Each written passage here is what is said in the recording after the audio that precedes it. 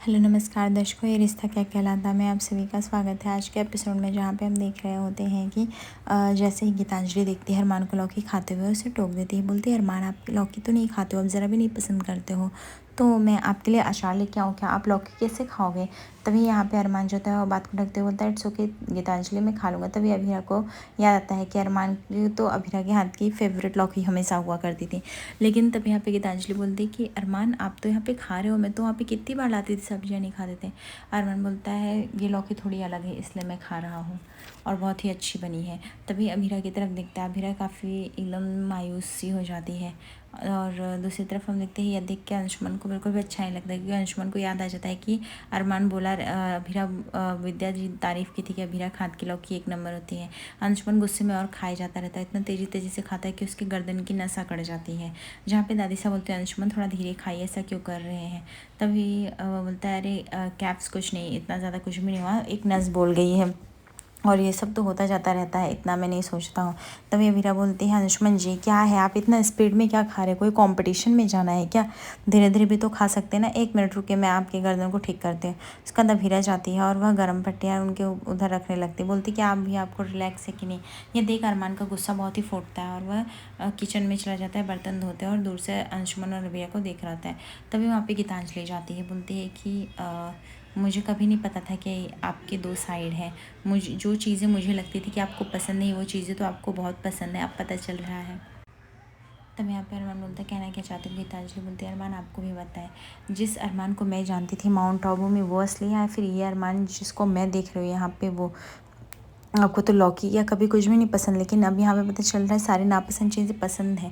तभी अरमान बोलता है, तुमने उस अरमान को देखा है जो हमेशा माहिरा के साथ पाया गया और वही सच है। तभी अभीरा वहाँ पे आ जाती है और आधा बात सुन लेती है उन लोगों का और बोलती, मैं यहाँ पे अंशुमन के लिए पानी लेने आई थी, और उसके बाद वह चली जाती है। तभी अरमान अभीरा जो थे आपस में टकरा जाते हैं, जहाँ पे अभीरा तुरंत उसका मुँह पकड़ी बोलती, एक टक्कर हमें और लेनी पड़ेगी। तभी अभीरा को याद आता है कि वो क्या करे, इसे स्टूपिड हरकतें, वो भी अरमान के साथ तो उसको कुछ भी कनेक्शन ही नहीं रखना है। तभी अरमान बोलता है कि क्यों अभीरा, क्या हुआ, तुम रुक क्यों गए? तभी अभीरा बोलते हैं, मुझे पता है तुम अंशुमन के बारे में बात करोगे, पर प्लीज़ स्टॉप इट अरमान, अब मुझे किसी के भी बारे में कोई भी बात नहीं करनी है। तभी हम देखते हैं कि वहाँ पे अंशुमन पीछे पीछे आ जाता है और गीतांजलि भी। अंशुमन देख रहा होता है यहाँ पे अरमान अभीरा काफ़ी एक दूसरे के क्लोज होकर बात कर रहे होते हैं, लेकिन अचानक से फिर से पेन हो जाता है अंशुमन की गर्दन में, अंशुमन कराहने लगता है। तभी अभीरा बोलती है, सॉरी अंशुमन जी, मैं यहाँ पे गर्म पट्टियाँ लेने आई थी। और अरमान जो था गीतांजलि को सफाई दे के कहता है कि मैं यहाँ पे माँ का बिस्तर लगाने आया था। तभी गीतांजलि बोलती है, मैंने तो आपसे कुछ भी पूछा ही नहीं, फिर आप सफाई क्यों दे रहे, मुझे यही नहीं समझ में आ रहा। उसके बाद हम देखते हैं कि विद्या बोलती है कि देखिए अंशुमन जी, अभी आपको धीरे धीरे अच्छा लगने लगेगा। अंशुमन जी कहते हैं, हाँ कैप से इतनी बड़ी चोट नहीं है, थोड़ी बहुत है तो वो ठीक ही हो जाएगी, है कि नहीं? तभी अभीरा बोलती है, इनको तो हमेशा मस्ती सोची रहती है, थोड़ा भी ध्यान ही नहीं देते तो क्या ही होगा। तभी हम देखते हैं कि अभीरा बोलती है, आप ऐसे रुकिए, मैं अच्छे से कर देती हूँ। तभी अंशुमन बोलता है, नहीं नहीं, मुझे डर लग रहा है, ये मत करिए अभीरा, आप जो कर रही है वो काफ़ी खतरनाक और रिस्की चीज़ करें। अभीरा बोलती है, आप शांति से बैठिए, अभी ठीक हो जाएगा। उसके बाद वो 1 2 3 करके इस तरह से गर्दन घुमाती मसाज करके कि अंशुमन का गर्दन जो होता है एकदम से ठीक हो जाता है। अंशुमन एकदम खुश हो जाता है, बोलता है, वाह अभीरा, आपने तो एकदम से कमाल कर दिया, सच में मैजिक है आपके हाथों में। मैं हमेशा से बोलता था ना कि इन हाथों में जादू है, जादू। उसके बाद वो हाथों को पकड़ के चूमने ही वाला होता है कि तभी वहाँ पे अरमान देख लेता है और उसको भी गुस्सा आ जाता है। अभीरा तुरंत अपना हाथ छुड़ा लेती है। तभी अंशुमन को ऐसा फीलिंग आता है कि वो क्या कह दे। तभी अरमान को भी याद आता है कि वो भी अभीरा के हाथों को कुछ इसी तरह चूमा करता था। तभी यहाँ पे दादी से कहती है, तुम चारों को पता नहीं क्या हो, अजीब से बोलते बोलते रुक जाते, ये रेडियो मेरा कौन लेके जाके ठीक करेगा? तभी यहाँ पे अंशुमन अरमान दोनों हाथ लगा देते हैं उस रेडियो को। गीतांजलि जो मिठाई लाई रहती है, काफ़ी हेल्दी रहती है, वह अभीरा खाने ही वाली होती है। तभी यहाँ पे गीतांजलि कहती है, आप खा सकते, इतना मत सोचिए, ये खजूर और पाइनएप्पल की मिठाई मैंने अपने हाथों से बनाया, काफ़ी हेल्दी। अभीरा बोलती, नहीं मुझे नहीं चाहिए। दूसरी तरफ हम देखते हैं कि यहाँ पे अरमान बोलता है कि तुमने गलत वायर खोल दिया है। तभी यहाँ पे अंशुमन बोलता है, चलो एक्चुअली गलत वायर खोला तुमने, तो पूरा गलत रायता फैलाया हुआ है। तभी अरमान बोलता है, ये तुम क्या कह रहे हो? अंशुमन बोलता है, कुछ नहीं, मैं कुछ भी नहीं कह रहा हूँ, मुझे नहीं लगता मैंने कुछ गलत किया, सबके अपने अपने तरीके होते हैं, शायद तुम्हें जो गलत लग रहा है वो मेरा नहीं। और अरमान बोलता है, अब क्या करेंगे, अब ख़राब कर दिया। तभी यहाँ पे अंशुमन बोलता है, देखा तुम्हारे अंदर ज़रा भी पेशेंस नहीं है, अगर तुम्हारे अंदर पेशेंस होता तो तुम शायद 7 साल पहले गलती नहीं की होते। अरमान बोलता है, बस करो, स्टॉप इट, मुझे सुनाना बंद करो। तभी यहाँ पे अभीरा आ जाती है और बोलती है कि क्या हुआ, ये रेडियो बना के नहीं दादी से कहा, और तुम्हें पता नहीं कल माँ के पट्टे भी उतरेगी। अरमान बोलता है, हाँ मुझे सब कुछ पता है।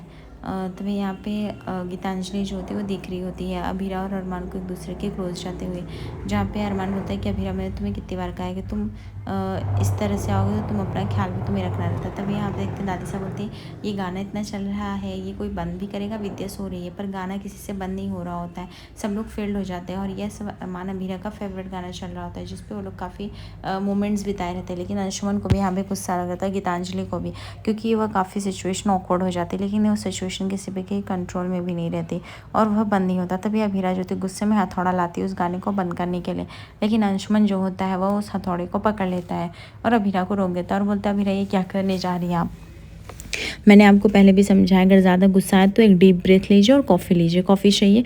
तभी अभीरा बोलती हाँ। अंशुमन बोलता है आप बैठिए मैं अभी आपको कॉफ़ी बना के लाता हूँ। उसके बाद अभीरा को बैठा के अंशुमन जो था कॉफ़ी लेके जाता है और अभीरा को काफ़ी अच्छा लगता है। उसके बाद अभीरा कॉफ़ी पीती है। तभी यहाँ पे अभीरा जो होती है वह बाथरूम में जाती है और वहाँ पर अरमान पीछा करते करते आ जाता है, गेट लॉक करता है। तभी अभीरा बोलती है कि जो तुम गेट लॉक करो वो हमेशा के लिए हो जाएगा, इसकी कुंडी नहीं लगी हुई है। तभी वहाँ पे अरमान जो होता है वो अभीरा को पकड़ लेता है, बोलता है क्या वो तुम्हारा हाथ चूमेगा, तुम्हें थैंक यू बोलेगा, ये सब हक है। तभी अभीरा बोलती है अरमान प्लीज़ मुझे छोड़ो, तुम ये सब मनमानी नहीं कर सकते।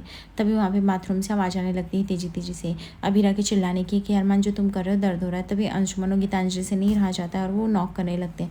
अंशुमन बोलता है गीतांजलि आप 1 मिनट रुकिए और धक्का देके दरवाज़ा खोलता है। वो जैसे वो लोग दरवाज़ा खोलते हैं और काफ़ी शॉकिंग तस्वीर देख के वो लोग पूरी तरह से शॉक हो जाते हैं। वो लोग देखते हैं कि अभीरा के पैरों में चोट लग गई है, मोच आ गई और अरमान जो है उसको ऊपर बैठा के चोट को ठीक कर रहा था। तभी अमीरा बोलती प्लीज़ अरमान तुम मुझे छोड़ दो। तो अरमान बोलता तुम हमेशा इतनी ज़िद्दी क्यों हो, मुझे तो यही नहीं समझ में आता है और तुम ये कैसे करोगी। तभी अमीरा बोलती है लैपटॉप से। अंशुमन एक काम करिए आप लैपटॉप लेके आए। तभी अरमान मतलब लैपटॉप से कैसे, बोलती वो कांच का प्रेजेंटेशन बनाऊंगी कि कैसे कांच घुसते हैं तो क्या करते उसके बाद निकालूंगी। अरे कैसे निकालने का, क्या झुक के निकालना है। तभी अरमान बोलता है ऐसे नहीं हो पाएगा, मैं निकाल दो। उसके बाद अरमान जो था उसका कांच का टुकड़ा निकाल लेता है। अभीरा जो थी खुद से बोलती मैं चल के जाऊँगी, लेकिन यहाँ पे अंशुमन और अरमान दोनों अपना हाथ फैलाए हुए खड़े रहते हैं अभीरा के लिए। लेकिन इन मौके पे दादी आ जाती है जो कि अभीरा को सपोर्ट देती है और वहाँ से लेके चली जाती है। अंशुमन और अरमान का पूरा ध्यान जो होता है वो अभीरा पे होता है। गीतांजलि यहाँ पे अपने आप को एकदम अकेला फील कर रही होती है। उसको लगता है कि वो यहाँ पे आके भी क्या ही कर रही है, ना किसी से अटैच हो रही है ना किसी से घुल मिल रही है। तभी वो अरमान को बोल रही होती है कि अरमान आपकी सगाई की अंगूठी कहाँ है। अरमान जो जेब में रखे रहता है और बोलता है देखो जेब में है। तभी यहाँ पे गीतांजलि बोलती है इसको जेब में मत रखिए, पहन लीजिए, कहीं आपका सारा इरादा तो नहीं बदल गया। अरमान जो था ना करता है इस बात से। दूसरी तरफ हम देखते हैं कि यहाँ पे तानिया जो थी सारे शगुन के साथ आ जाती है और यहाँ पे मनीषा बोलती तानिया बेटा तुम आए क्या, अंशुमन बेटा नहीं आया क्या। तभी बोलती है कि भाई की तबीयत बहुत ज़्यादा ख़राब है, उनके नेक में ना स्प्राइन हो गया है इसलिए वो नहीं आ पाया और उन्होंने मुझे भेज दिया सारे सामानों के साथ। तभी काजल बोलती है अगर कुछ चीज़ चाहिए रहता तो मुझे बोल देती, दाल खिचड़ी वगैरह भिजवा देती, काढ़ा सूप। तभी यहाँ पे तानिया बोलती नहीं इसके लिए शेफ़ और नौकर लगे हुए वो कर लेंगे। तभी मनीष जी बोलते हैं कि जो घर के खाने में स्वाद वो और कहाँ है, बोलो तो वही सब मिल जाए। तभी यहाँ पे मनोज भी कहते हैं कि हाँ सही बात है भाई, अब अंशुमन की भी शादी की उम्र हो रही है, शादी कर दे और वैसे तुम लोग बहुत इमोशनल कर रहे हो उसको। दूसरी तरफ हम देखते हैं यहाँ पे विद्या के पट्टी खोलने का समय आ जाता है। दूसरी तरफ वो क्रिश जो होता है वो अपनी एक गर्लफ्रेंड से लगे हुए रहता है और उनके साथ फ्लर्ट कर रहा होता है। तभी वहाँ पे कियारा आ जाती है और बोलती है क्रिश भैया। तभी वहाँ पे क्रिश हड़बड़ी में जो होता है वो फ़ोन रखने लगता है। कियारा बोलती है बस करिए भैया, मुझे तो सारी सच्चाई पता है, आप जिन लड़कियों के साथ लगे रहते हैं ना बाबू बेबी, प्लीज़ बंद कर दीजिए, क्योंकि तानिया को जब इस पता चलेगा ना तो सिर्फ रिग्रेट करेगी, उससे ज़्यादा कुछ भी नहीं। उसके बाद माँ की पट्टियाँ खुली जाती है विद्या की और उसके सामने अरमान खड़ा होता है। तभी यहाँ पे विद्या बोलती है, अरमान पूछता है क्या मैं आपको दिखाई दे रहा हूँ। तभी विद्या बोल रही थी हाँ। फिर विद्या को समझ में आता है कि अगर वो इस तरह से बोलेगी तो अरमान उसे छोड़ के चला जाएगा, फिर वो पूरी तरह से अकेली हो जाएगी, वो कैसे जिएगी और अभीरा को भी छोड़ के चला जाएगा। अभी वो है तो दोनों का काम कितना व्यस्त चल रहा है। अभीरा को कॉल आता है अनाथ आश्रम से कि हमें एक बच्ची मिली है 7 साल की, पूकी ही हो कि आप क्या आ जाइए। तभी यहाँ पे अभीरा जो होती बोलती हाँ मैं आ रही हूँ करके और वो डॉक्टर को इन्फॉर्म करती है। डॉक्टर शास्त्री बोलते हैं हाँ आप कल आइए, मैं देखता हूँ विद्या जी को क्या इशू हुआ, इतना तो इशू होना नहीं चाहिए, उनको इमेजेस काफ़ी क्लियर दिखनी चाहिए ब्लर के ऊपर। दादी सा जो होती है वो समझ रही होती कि विद्या ये सब क्यों करे, इतने बड़े ऑपरेशन के बाद तो क्लियर ही दिखना चाहिए। अगर वो ब्लर बोल रहे हैं तो इसका मतलब यही है कि और मार्ग साथ रहना चाहते हैं। दूसरी तरफ विद्या बोलती है कि बेटा जो जैसा बेटा तुम्हारे साथ उसको क्या है देखने की ज़रूरत है, तू है तभी तो मुझे आँख चाहिए। उसके बाद वो गले लगा लेते हैं, इशारा करती है अभीरा के चश्मा पहनाओ माँ को, विदाउट चश्मा यहाँ पे कुछ नहीं हो सकता। उसके बाद अरमान जो होता है वो चश्मा जो होता है वो विद्या को पहनाता है और वह विद्या को बोलता है वाओ माँ आप एकदम सेलिब्रिटी स्टार लग रहे हो, ऐसा लग रहा है कि बॉलीवुड की कोई सेलिब्रिटी बी टाउन में निकली है। Ma'am photograph. तब यहाँ पे विद्या बोलती बस कर बेटा, ये तो क्या ही बोले जा रहा है।